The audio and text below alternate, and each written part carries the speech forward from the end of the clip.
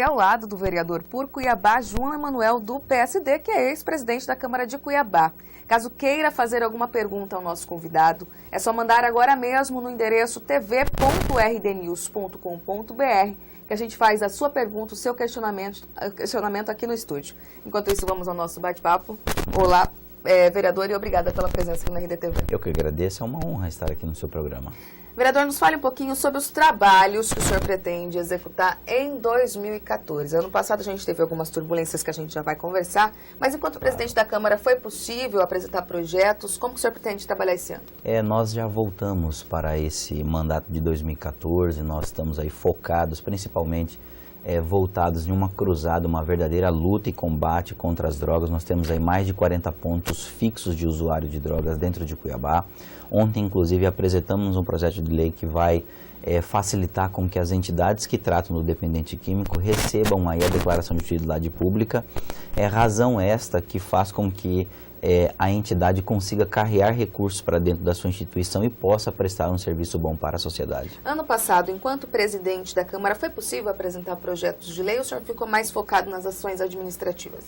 De fato, como gestor, como administrador de um poder, com certeza você tem que ficar focado na gestão. Mas mesmo assim, conseguimos apresentar vários projetos de lei, nós temos aí outras ações como essa, que eu havia citado com referência ao tratamento do dependente químico. Nós apresentamos um projeto de lei que eu reputo muito importante, que é a abertura de todos os cadastros e principalmente das pessoas que foram contempladas pelo programa Minha Casa Minha Vida e também que estão na filas de espera. Muitas pessoas procuram a Câmara para perceber e falar, olha, nós estamos aí na fila de espera, eu quero saber qual é a minha posição, qual é a minha ordem cronológica aí de ser chamado ou não para uma casa própria. Eu acredito que hoje é um dos maiores sonhos da pessoa que mora dentro de Cuiabá, é ter uma casa própria, sair do aluguel. E não só isso, não só as pessoas que estão na fila, mas também aquelas que já participaram do programa, não participarem de outros programas para evitar a evasão, evitar que as pessoas saiam das casas, vendam, aluguem as casas. Então esse é um projeto muito importante. Nós também temos o projeto voltado à Rede Sim, que é a rede de abertura e fechamento de micro e pequenas empresas. Nós temos um plantel aí de 8 milhões de CNPJs dentro do Brasil e só de micro e pequenas empresas representam 99% do número de CNPJs abertos. Que nós abramos aí, que nós conseguíssemos abrir um posto de trabalho em cada um dessas micro e pequenas empresas, nós já geraríamos diretamente mais 8 milhões de empregos. Então nós não temos dúvida que isso é um grande trabalho para a nossa cidade. Vereador, diante de todos esses projetos, o senhor já foi secretário de Habitação, inclusive na gestão Chico Galindo. Está tendo uma abertura junto à gestão Mauro Mendes para que o senhor consiga efetivar esses projetos junto ao Executivo? Eu acredito que dentro de um trabalho nós temos, e foi uma fala muito importante, inclusive do secretário de Governo na sua mensagem de abertura do próprio ano legislativo, a fala da independência dos poderes, assim como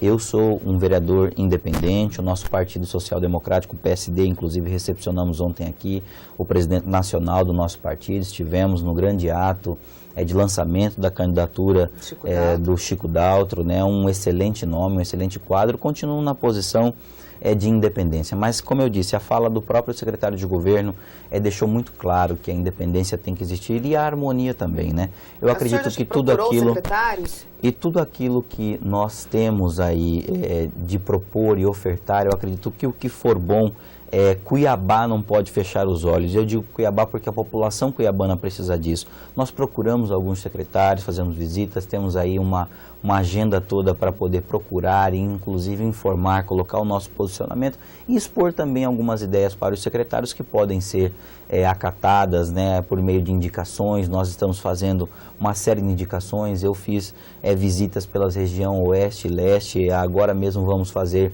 visitas na Regional Sul, principalmente ao Cinturão Verde, onde está o polo agroindustrial de Cuiabá, que pode ser o fornecedor de hortifrutigranjeiros, as dificuldades que eles possuem para poder fazer a piscicultura, os tanques de peixe. Nós vamos vir pela frente aí a Semana Santa, temos que nos preparar para tudo isso. A própria Rede Sim, que abre e fecha empresas de forma mais fácil, precisa de um contato direto da Secretaria de Trabalho. Nós que temos o PSD, que possui um Ministério da Micro e Pequenas Empresas no governo Dilma, pode ter um acesso mais facilitado dentro do Ministério. Nós vamos trabalhar e fazer com que isso aconteça, principalmente se for possível, levando o secretário de Trabalho daqui lá para o Ministério, fazendo essa interlocução, fazendo essa ponte. Eu acredito que esse é um trabalho propositivo que o vereador pode fazer. Vereador, 2013 para a Câmara de Cuiabá foi um ano de muitas turbulências, Sim. Inclusive na gestão do senhor. A que o senhor atribui essa avalanche de denúncias envolvendo o nome do senhor? Nós tivemos uma atuação, como eu disse, de forma independente. Desde o começo do ano nós começamos aí travando alguns embates. Nós devemos ressaltar que principalmente com relação ao aumento do IPTU, quem não se lembra da ação direta de inconstitucionalidade que nós ingressamos no início do ano para poder barrar o aumento de 25% do aumento do IPTU, a luta que nós tivemos contra o aumento da tarifa de água do ano passado, a luta que nós tivemos aí no trato do transporte coletivo com vereadores trabalhando com afinco com relação a esse tema, assim, a exemplo do vereador Alain, o vereador Arilson do PT, os outros vereadores. E depois nós nos posicionamos com relação à primeira comissão parlamentar de inquérito que foi interposta na gestão Mauro Mendes, né, as CPIs. Então, tudo isso gera um processo que nós estávamos preparados para enfrentar, que é o enfrentamento, né? Nós estávamos preparados para que houvesse esse enfrentamento, ocorreu esse enfrentamento, e eu acredito que pode até acontecer de um ou outro membro de algum organismo em terceiro setor ou membro de algum órgão de fiscalização entendeu equivocado a nossa posição quanto à fiscalização, inclusive da própria gestão do prefeito Mauro Mendes, né? E até mesmo possa ter gerado algum desconforto com relação a essa atuação. Eu acredito que tudo isso aí serve para o crescimento. A pessoa que está na vida pública tem que estar preparado para esse tipo de situação, e nós estávamos preparados, assim, continuamos na luta, continuamos aí a trazer benefícios para a nossa cidade. O senhor acha que todas as ações, enquanto o senhor à frente da Câmara Municipal, foram assertivas? Teve algum momento que o senhor fala, poderia não ter agido dessa forma? Nós temos um posicionamento muito firme, né? Nós temos uma convicção, um juízo de valoração muito firme, principalmente com relação à nossa atuação. Desde quando fui secretário de Habitação, existiram uma série de inconsistências, houveram CPIs que envolveram a Secretaria de Habitação, nós atravessamos essas CPIs, depois fomos para um grande embate que foi a campanha eleitoral, né? E depois, mesmo com essas CPIs, mesmo com todas as investigações que nós sofremos, sagramos aí campeão nas urnas, né? Nós tivemos a aprovação do povo, foram quase 6 mil votos, são 5.824 pessoas que acreditaram no nosso trabalho, e dessa mesma forma eu acredito que existem pessoas que acreditam numa forma do trabalho de um vereador atuante, que é oposição. Isso é um trabalho que é uma tônica em nosso mandato, e nós agora com proposituras muito mais firmes, como é o caso do relacionamento principalmente de organismos da Prefeitura com o governo na esfera federal. O senhor não teria feito nada de diferente, estadual. Então? Eu acredito que nós poderíamos ter feito uma forma de fiscalização, né, diversa. Nós fomos para o enfrentamento, e eu acredito que o que nós fizemos foi feito. Nós temos que acreditar naquilo que nós fizemos. Nós apreendemos muito, nós temos aí um processo de crescimento, inclusive crescimento profissional na parte política, que nós agora vamos desempenhar nesse próximo ano, vamos buscar o trabalho, vamos buscar a aproximação principalmente com a população que nos elegeu. Além da própria gestão do senhor enquanto presidente da Câmara de Cuiabá, a gente teve também denúncias envolvendo questões fora da Câmara, fora do Legislativo, que foi o caso da Operação Aprendiz. Acredita que houve algum tipo de perseguição ao senhor, algum tipo de má intenção em relação a essa investigação? É claro que quando se há uma postura de independência, uma postura investigativa por parte de um ente público, com certeza ele recebe também essa mesma tônica, ele recebe essa mesma intensidade, a forma de fiscalização. como eu disse, pode acontecer que um ou outro membro de entidades de terceiro setor e órgãos de fiscalização tenham entendido principalmente divergências com relação à própria investigação que nós fizemos na Câmara, né? Nós estávamos investigando, o próprio Ministério Público, um ou outro ente pôde se sentir minorado ou questionado, principalmente pela nossa forma de atuação, que nós reabrimos uma fiscalização de algo que tinha sido investigado pelo Ministério Público, inclusive já arquivado. Mas a diferença da nossa fiscalização... Esse seria o caso de que processo? No caso da CPI dos maquinários, né? Nós falávamos sobre a fiscalização e investigação do cumprimento do contrato. E o Ministério Público, ele apreciou a feitura do contrato, o processo de licitação que aconteceu. Então, o Ministério Público analisou este item. O próximo item que nós iríamos analisar é a fiscalização e execução desse contrato. Mas eu não acredito em perseguição. Eu acredito que pode ter havido uma ou outra pessoa, um ou outro membro do poder, do organismo de terceiro setor, que é as ONGs, né, as demais organismos de terceiro setor, pode ter esse sentido minorado com relação a essa nossa forma de atuação, mas é algo que nós estávamos preparados como entes públicos, nós estamos preparados para esse tipo de trabalho e agora principalmente preparados para uma reconstrução, um recomeço, um início, com agora essa bagagem inteira. Eu acredito que tudo isso aí serve para nós termos um processo de crescimento. Nós temos vários exemplos de outros parlamentares e outros gestores que passaram por esse tipo de situação, com operações, com entidades vindo em cima mesmo, querendo saber, questionar a atuação do próprio parlamentar, e nós sabemos que existe vida após isso, existe formas de trabalhar após isso, existe ainda uma série de coisas e âmbitos, né, principalmente na parte política para se trabalhar. Vereador, no vídeo, o senhor cita os seus colegas parlamentares e também fala um pouquinho do processo, como funcionaria um processo licitatório dentro da Câmara. A que o senhor atribui esse tipo de explicação dada no vídeo? O senhor falou na época que tinha sido uma armação, que era possível ter tido corte, e segundo a perícia técnica isso não ocorreu. A que o senhor atribui, ao que o senhor diz no vídeo? Há alguns pontos no seu questionamento que nós precisamos, inclusive, dividi-los.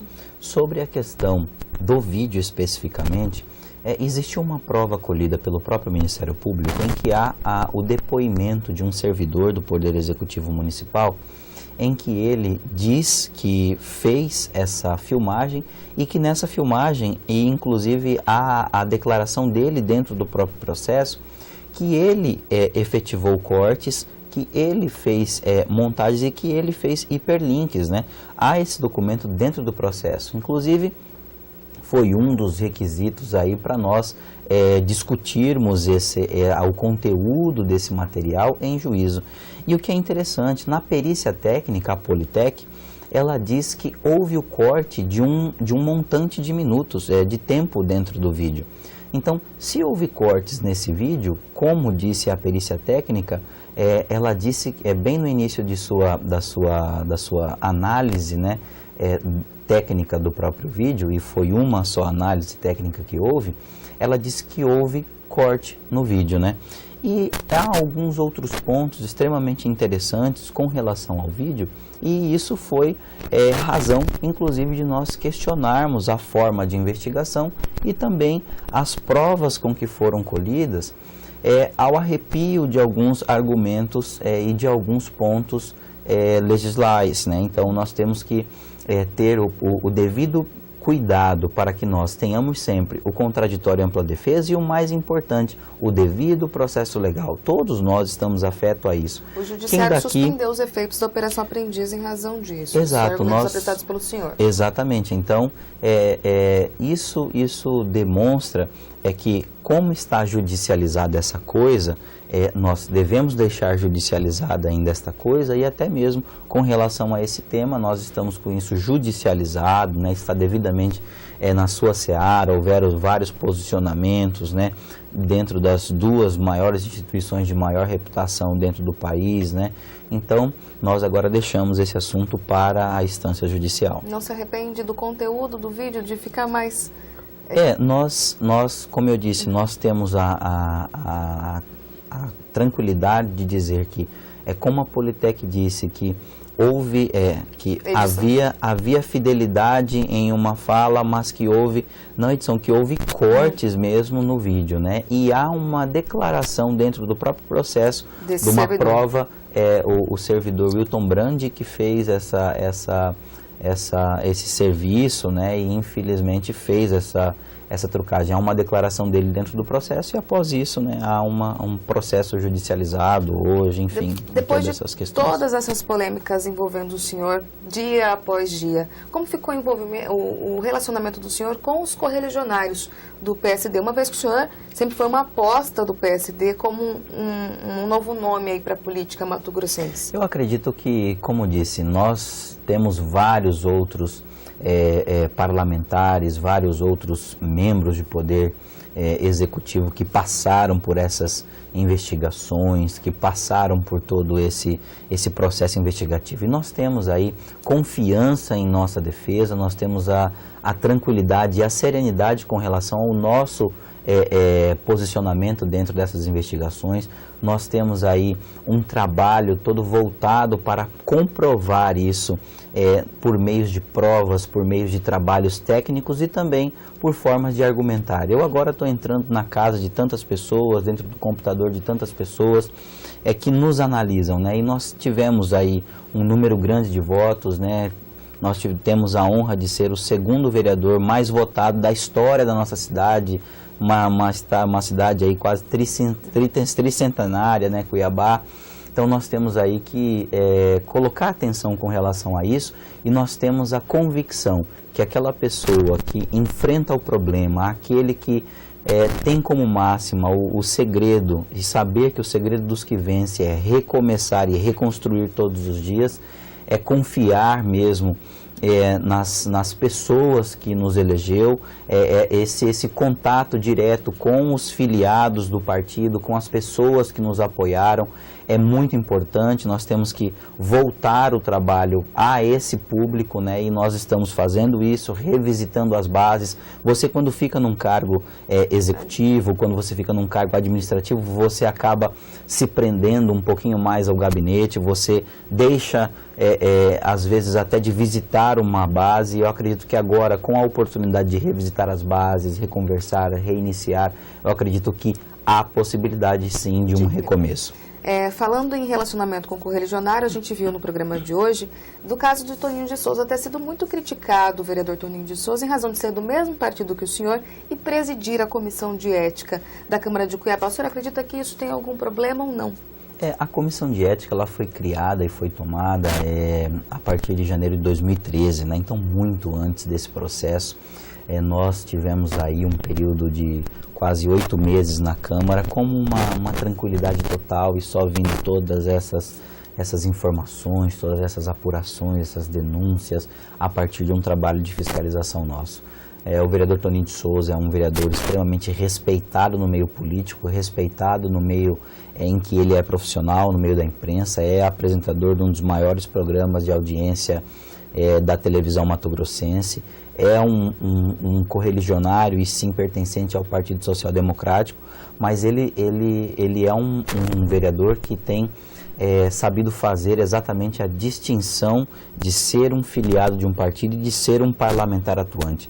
A exemplo disso é que ele instalou o processo investigativo contra mim, não só instalou, como juntou todas as provas que foram carreadas de todas as frentes que foram encaminhadas, instalou o processo, nomeou um relator que é um membro de outro partido, existe um vereador de outro partido também, ou seja, está diversificada a composição da comissão de ética, né? São 6 integrantes e somente um é do Partido Social Democrático, e principalmente as suas colocações, né? Até muitos falam, poxa, o vereador Toninho de Souza tem sido muito duro, tem sido muito contundente com relação à fala, principalmente com relação a esse processo de ética, e eu acredito na lisura desse processo de ética.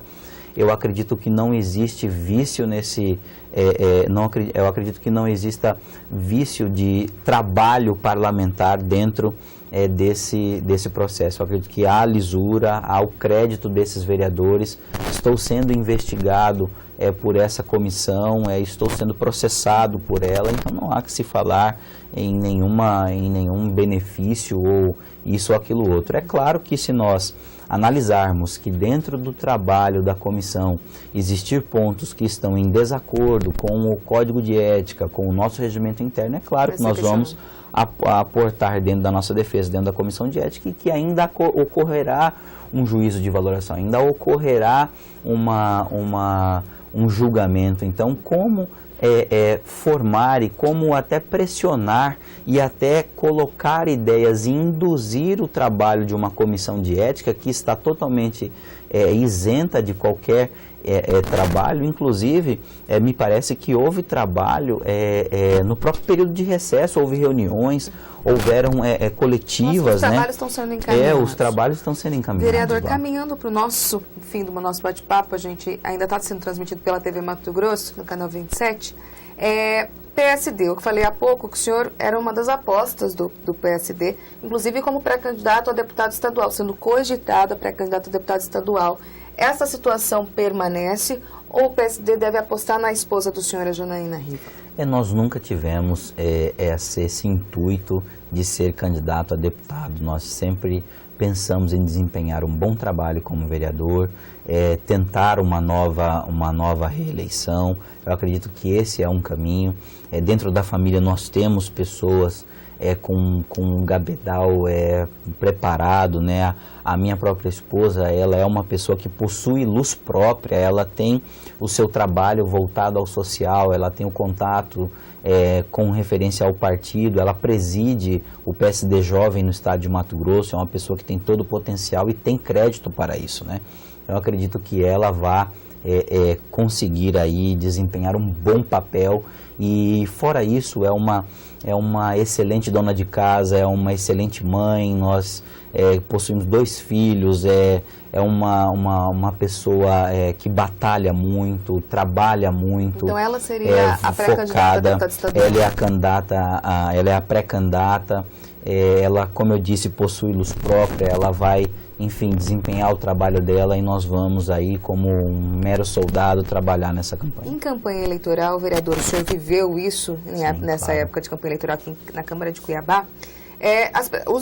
Principalmente a oposição usa muito dos fatos que ocorreram para atingir os pré-candidatos. Acredita que toda essa situação pela qual a gente já conversou durante todo o programa possa prejudicar a possível eleição da Janaína? A Janaína Riva, ela tem, como eu disse, ela possui luz própria, e por possuir luz própria, nós não podemos descartar o trabalho pessoal que ela possui, né? As questões e os pontos negativos que vão tentar impingir a ela é uma tentativa de frustrar um trabalho, né? Nós acreditamos que quando a pessoa possui essa luz própria, o seu próprio trabalho já diz a que veio e tem com certeza aí um mar aberto para poder navegar nos mares da política. Ela garantiria também o apoio do cacique, que a gente fala do partido do PSD, claro, que é o sogro do senhor José Riva. O relacionamento do senhor com ele manteve da mesma forma depois de toda essa polêmica? Ele, com certeza, é um dos maiores ícones da política que nós temos dentro do estado de Mato Grosso. A exemplo disso é que dentro da Assembleia, desde que ela foi constituída nos finais de 1800, no ano de 1800, de lá até 2014, nunca existiu nenhum deputado estadual que participasse da mesa por 5 ou 6 vezes, né, como presidente. Então, isso demonstra o trabalho que ele tem. Exemplo disso foi a brilhante reunião em que trouxe pessoas que vieram de ônibus 1.100 quilômetros para poder participar de um ato público, um ato cívico do nosso partido. Ele é a maior liderança que nós possuímos dentro do partido e sim, é um ícone a ser pela sua história, pelo seu trabalho, pela sua forma de atuação, pelo volume de pessoas que ele consegue atender por dia. Isso aí com certeza é um trabalho a ser colocado em atenção e que nós foquemos o trabalho da mesma forma como ele. O relacionamento do senhor com ele não foi prejudicado, de forma alguma. Em casa nós temos uma solidez, uma cumplicidade, um relacionamento em que nós temos a acreditar que o relacionamento em família e pessoal é algo extremamente, além de ser sagrado, né, a Sagrada Família, né, de Jesus, Maria e José, nós temos que saber que a nossa casa é um templo onde habita o Divino Espírito Santo. O Espírito Santo edifica os nossos lares, assim como edifica todos aqueles que estão nos acompanhando agora. Tá certo, vereador. A gente agradece a sua presença, a sua participação aqui no RDTV. Eu que agradeço. Muito obrigado pela oportunidade de esclarecer alguns pontos para a sociedade cuiabana e um grande abraço a todos.